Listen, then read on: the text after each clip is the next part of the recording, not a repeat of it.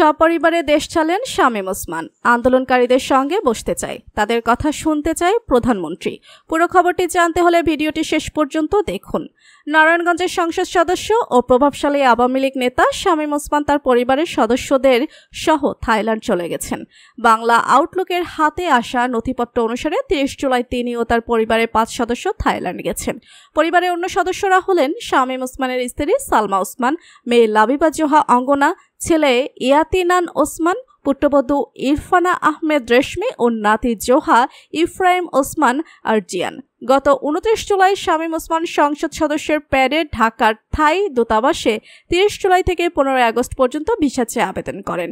এতে তিনি কারণ হিসেবে চিকিৎসার কথা উল্লেখ করেন।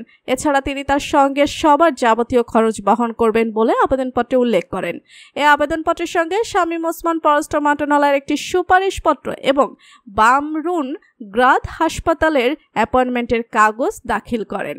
দায়িত্বশীল সূত্র জানিয়েছে, দ্রুত ভিসা পেয়ে 30 তারিখে ব্যাংকক গেছেন শামীম ওসমান ও তার পরিবার।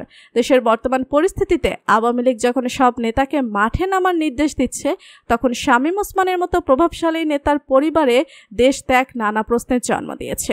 তবে এ ব্যাপারে শামীম ওসমানের মন্তব্য পাওয়া যায়নি।